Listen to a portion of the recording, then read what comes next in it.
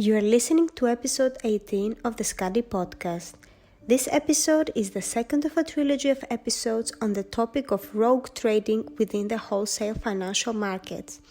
Many of Skadi's financial experts have witnessed and experienced the devastating effects of a trader gone rogue.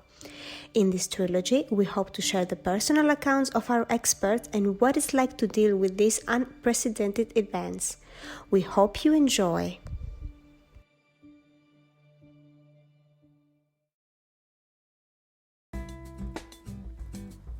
Welcome back to the Rogue Trader Chronicles.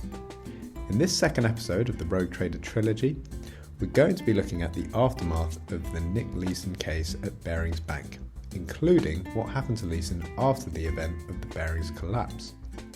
We'll then introduce the two major rogue trading cases of this century, those being Jerome Kerviel of SocGen and Kweku Adoboli at UBS, which will pave the way to our final discussion in part 3, where myself and the experts of Skadi will be looking at some of these cases and how they might look different in the world of finance today, in particular with reference to the recent merger between Credit Suisse and UBS. Welcome to episode 18.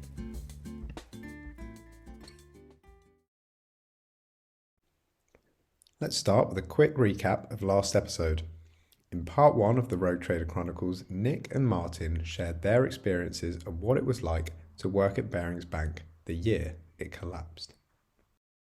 That weekend, I remember going back, getting the weekend papers to have a look to see if there was any news around, and nothing was there on a Saturday, and got the papers on the Sunday and flipped straight to the business section to try and find any details about this missed margin call. And I remember my wife was poking me in the side of my arm and flipping over the front page and saying, "Look at this, Barings is bust." And that was the first real inkling I had that, wow, something big had happened.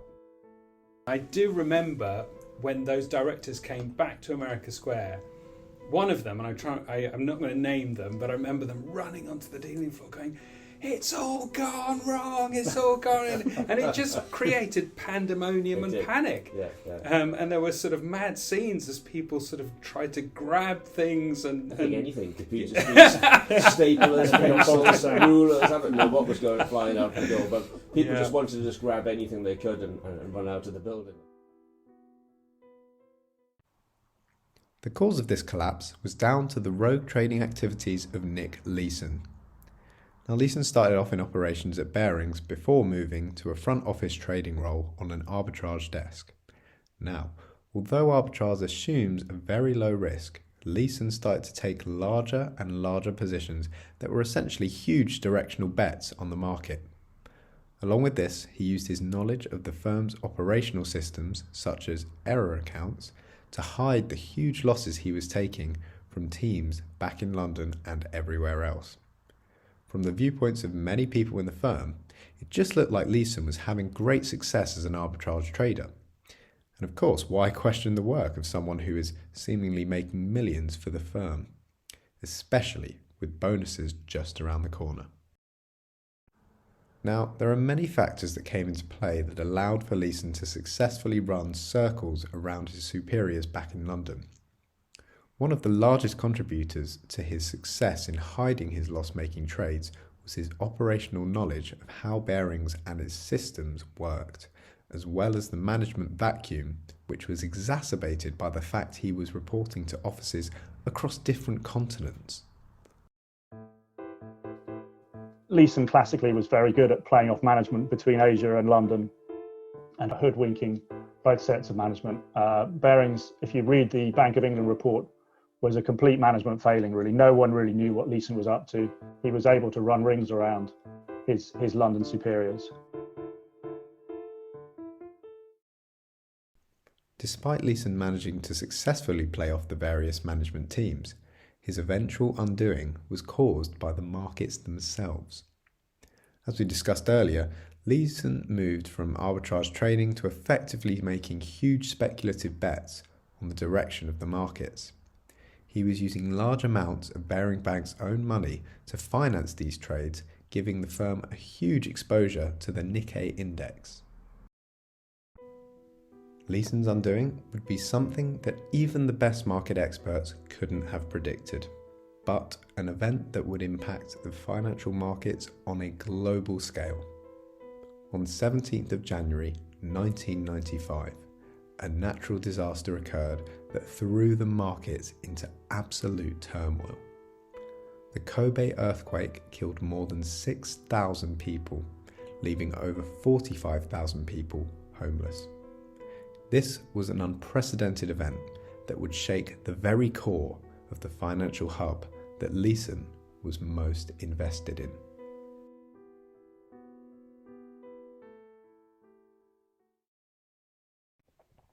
The Nikkei index plummeted off the back of the earthquake, causing Leeson's positions to suffer huge losses.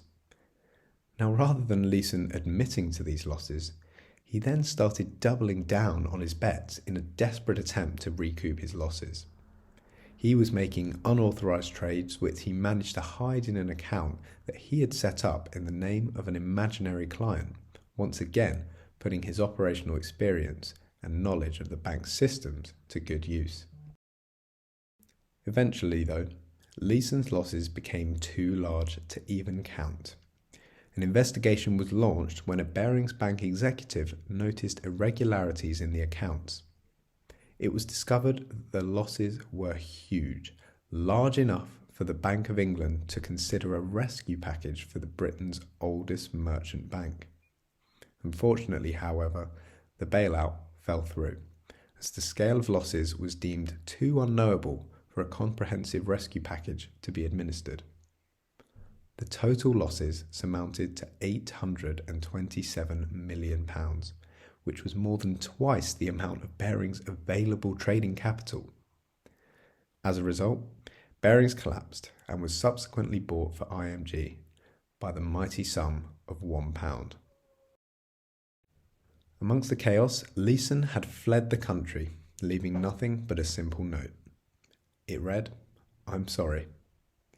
After fleeing to Malaysia, then Thailand, and finally to Germany, he was found and arrested in Frankfurt and extradited back to Singapore in November of 1995. Leeson was then sentenced to 6.5 years in prison, charged with fraud on the grounds that he had willfully deceived his superiors about the riskiness of his trading, as well as hiding the scale of his losses. But would this be the last we heard from Nick Leeson? No, it would not. During his time in prison, Leeson wrote his book Rogue Trader, which later be turned into a film in 1999, starring the likes of Ewan McGregor and Anna Friel. He's also managed to make various celebrity appearances on TV shows like Big Brother, and in recent months, Leeson has even reappeared as a poacher-turned-gamekeeper, acting as a private spy for a corporate intelligence firm to investigate financial misconduct and help investors to seek compensation in court where the regulators are unable to help.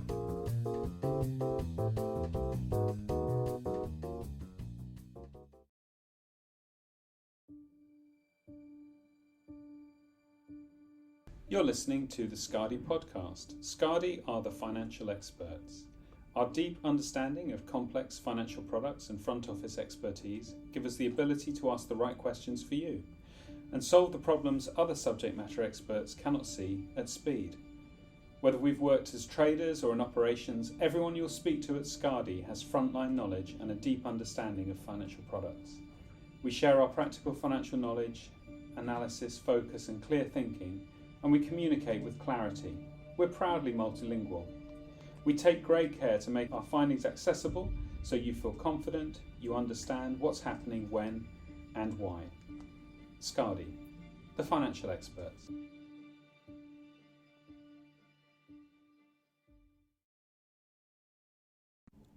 Welcome back to the Rogue Trader Chronicles. I'm your host, Coleman Corry, and without further ado, we're going to press on to, you guessed it, more rogue trading. Now, so far, we've covered the case of Nick Leeson at Barings Bank, who held the record for the most losses as a result of unrestricted trades. That was until, however, 2008, when SocGen announced a new record holder, Jerome Kerviel. he managed to lose a whopping $7 billion. Should let it be known at this point that we don't endorse any kind of achievement in the area of rogue trading. But nonetheless, that is an impressive feat from Jerome there. Interestingly though, despite managing to lose more than 3 times the amount that Leeson did, the bank Kerviel was working for at the time, Société Générale, is still standing today. However, looking at today's times, SocGen has a current market cap of just under $20 billion. So had Jerome's rogue trading shenanigans happened today, it would have been enough to potentially sink the bank. Now there are some similarities between the cases of Kerviel and Leeson, but one of the major differences between the two is that Kerviel is claimed to be more of a victim of the financial markets and the general environment of the institution he was working in, rather than being an outright perpetrator himself.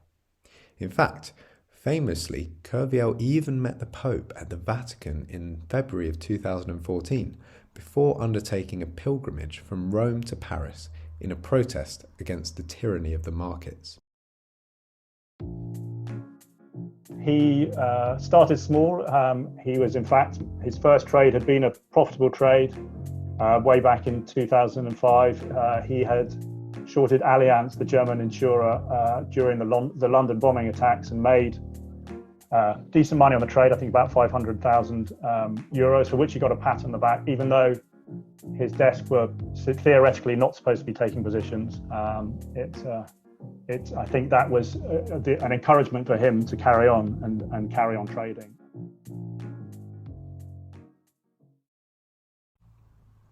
As Skadi's director Damian mentioned there, Kerviel started making trades around 2005 that went beyond the mandate of his desk. And he was applauded for it.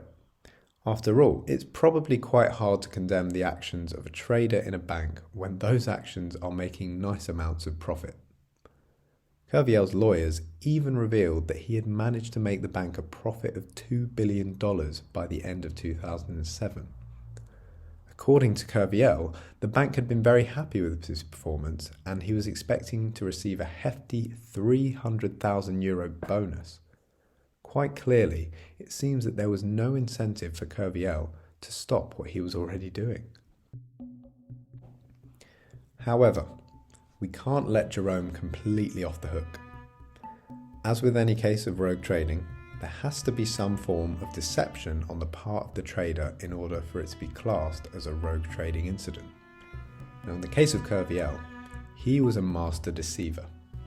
Coming from a middle office background, he had already got a good handle on how the bank's operations worked, and he was very cunning in the way that he managed to disguise his trading activities to make it look like the typical conduct you might expect to see in his department. One of the ways he managed to hide his activity was by intentionally creating fictitious losing trades. This would give the appearance of offsetting some of his early gains made from his unauthorized trading. Now, since he was working on an arbitrage desk, a high volume of low-risk trades was deemed quite normal for his department, and many analysts have since thought that this was what would allow for the large scale of his unauthorized trades to go unnoticed. Officials from SocGen have even claimed that Kerviel was closing his trades in less than 3 days so as to avoid the trade's timed control trigger from the bank's internal control system. After doing so, Kerviel would then shift these older positions to newer ones using a different instrument to avoid detection. Now, although Kerviel has since admitting to doing things like exceeding his credit limits, he's claimed that these kinds of activities were actually practiced by a lot of other traders within the company. Supposedly, then, he was only doing what he thought to be normal. It was January in 2008 when the bank finally uncovered a series of unauthorized trades which they traced back to Kerviel. By then, Kerviel had accumulated unauthorized trade positions of over 49 billion euros. Over the next week, the bank started to unwind his positions which was also during the time when the markets were experiencing the negative effects of the global financial crisis. The resulting losses from this ended up being around 4.9 billion euros or $7 billion. Whilst Kerviel argued that this panic selling was actually the reason for the massive loss incurred, it was a potentially life-saving move for SocGen, given that the worst of the big GFC was not yet over.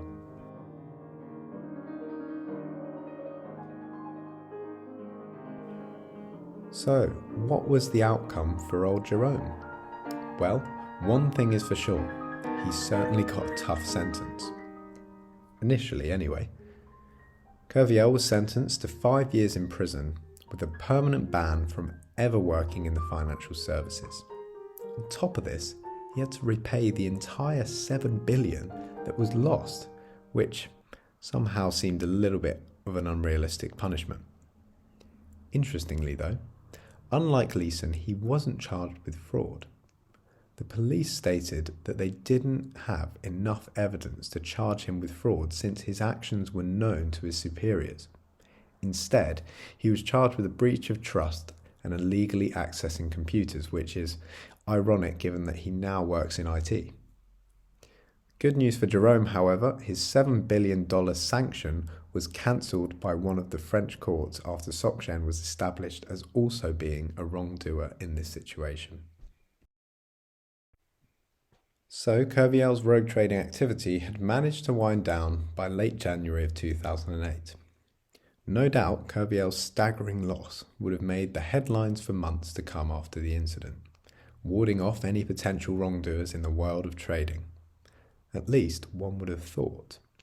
However, it was not only 9 months before the seeds of another rogue trading scandal were planted in the London offices of UBS. I refer, of course, to our third and final major rogue trading case, Kweku Adoboli. Mr. Adoboli first arrived at the UBS offices as an operations intern, no less, before returning a year later as a graduate trainee in 2003. Now, like Leeson and Kerviel, his banking career would start off in the back office in operations of the bank. It took him only 2 years of working as a trading analyst before he was then promoted to a Delta One trading desk. 3 years later, he was ready to head his very own ETF trading desk and get cracking with a bit of rogue trading bonanza.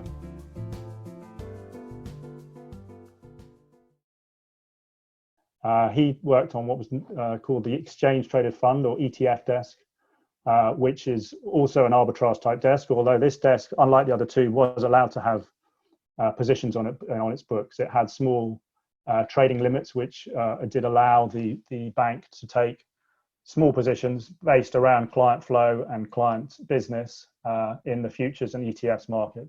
What he was doing though as well, he had inside knowledge of how a lot of the systems worked.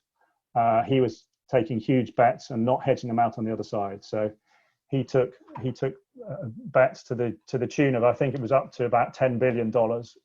And when it unraveled, he cost UBS just over $2 billion, which was enough to cost the CEO at the time his job. He spent time in prison and was in fact deported to Ghana in November of 2018. A beautiful summary there from Skadi's director Damian Taylor, with a lot to unpack. Let's first take a look at Adoboli's supposed ETF desk and how it may have given rise to his unauthorised trading. Now, as Damian mentioned, Kweku's primary role was to put together exchange-traded funds for the bank's clientele, where his desk was allowed to take minimal positions that followed customer flow. But Adoboli started exceeding the per-employee daily trading limit without even bothering to de-risk his trades by hedging them out on the other side. In order to hide these risky trades he was taking, he even entered false information into the UBS computers and made clever use of an umbrella account that was used by his desk as a way of smoothing their daily profit and losses. Adoboli, famously at UBS, there was an umbrella account that allegedly a lot of the desk also knew about, which was a sort of rainy day account that they would use as a P&L smoothing mechanism, which was completely against UBS policy. They would take good P&L days and use those to smooth off bad P&L days. And this was a big problem. And obviously the fact that it was seen as normal within the bank allowed Adoboli to flourish and carry on with his rogue trading.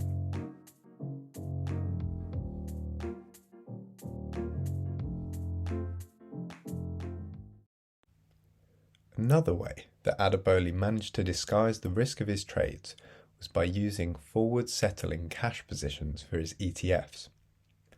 What I mean by this is that the confirmations for his ETF transactions were not actually issued until after they had been settled. So for Adoboli, this meant that he could receive money for these trades before the transaction had even been confirmed. As far as the people looking in on him were concerned, his books will have reflected the sales of these trades even if they had been settled yet, meaning that Adoboli could then use this cash in further transactions. Now, this kind of practice isn't a major problem so long as the volume of fails to deliver trades is manageable. In fact, many banks have deliberately allowed certain levels of fail to deliver as a way of being able to deal with financial stress. However, Adoboli took this to the extreme, and fairly soon he became overwhelmed with the amount of unauthorised trades he was having to juggle around to hide them from management. He even had to miss his grandmother's funeral to be able to carry on hiding all these unauthorised trades. If Adoboli was rogue trading to the extent that he was having to do things like miss his grandmother's funeral, then it begs the question really, why wasn't anyone else pulling him up on his suspicious behaviour? Well, the answer is probably simpler than you think. So in all three cases, what's interesting is that each one of the rogue traders sought to present that people within the organisation knew what they were up to, and that it was accepted and acceptable what they were doing. And I think there were also, missed opportunities. So, in the case of Kerviel, when he did his first rogue trades, if you like, they may not necessarily have been rogue because they were kind of out in the open, but he certainly, he had limit breaches, for example. Then, because he made money, management didn't come down hard on him, and in fact were seen to almost be applauding his behaviour, and that can send really wrong signals to a trader and to staff, and that's that can lead to big problems further down the line. Yeah, I think it's very key that controls are in place that with strict, for instance, limits, and if people are breaking limits but then end up making a lot of money, that, as you say, was seen, I think, in all three cases possibly as being a green light for what they did. I think that's on the one hand, you've got obviously the whole incentive with bonuses. Traders are making money, and everyone's going to get a bonus from the kind of profits that they're making. Then they're not going to put them up for that reason because they want them to be successful. But then on the other hand, if you're seeing you got the kind of like the business in transition thing, maybe you're trying to fit into your new desk, maybe you're trying to get your head around how some of the systems work, you may not have necessarily the confidence to speak up about it or question some of the methods or the ways that other workers might be doing things. No, I think that's fair. I think there'd be complacency from within the management, and then the perception is you don't want to be the one to rock the boat. You may be spotting things that don't quite seem right to you, but then you have to be pretty strong to sort of stand up to that tidal wave of jubilation coming at you with what a wonderful year we're going to have, to be the one to say, actually, this is just really not right. There are corners being cut here. This is seriously wrong. It's a difficult thing.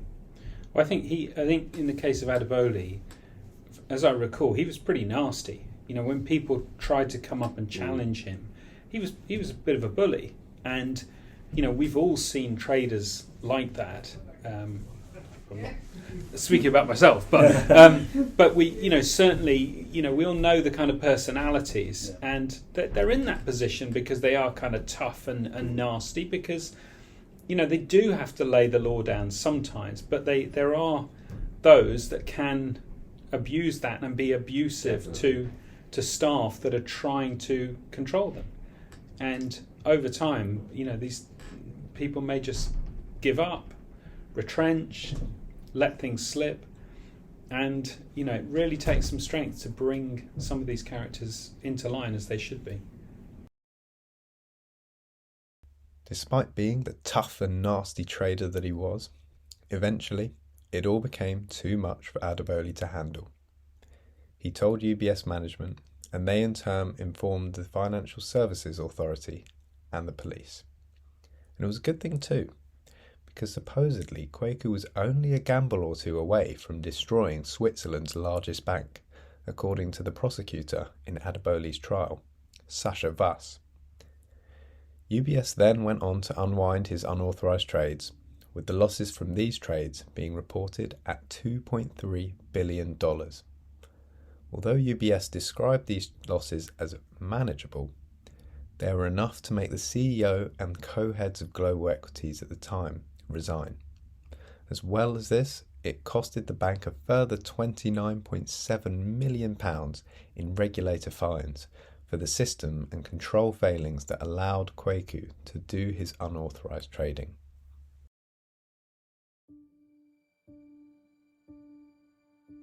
You've been listening to the Skadi podcast. This episode was part 2 of the Rogue Trading Chronicles, where we've been discussing the rogue trading activities of Jerome Kerviel and Kweku Adoboli. Join us for part 3, where we discuss the lessons learned from our 3 major rogue trading cases and consider the risks of businesses in transition with reference to the recent merger between Credit Suisse and UBS. On the discussion panel today was Nick Corry, Damian Taylor, Martin Anthony and David Bridges, with research and interviews carried out by Coleman, Corry and me, Alexandra Mexi. If you want to listen to more episodes, just find us by searching the Skadi podcast on any streaming platform, and feel free to connect to us at Skadi Limited on LinkedIn to read about our research and business relating to anti-financial crime and control functions. Thank you for listening.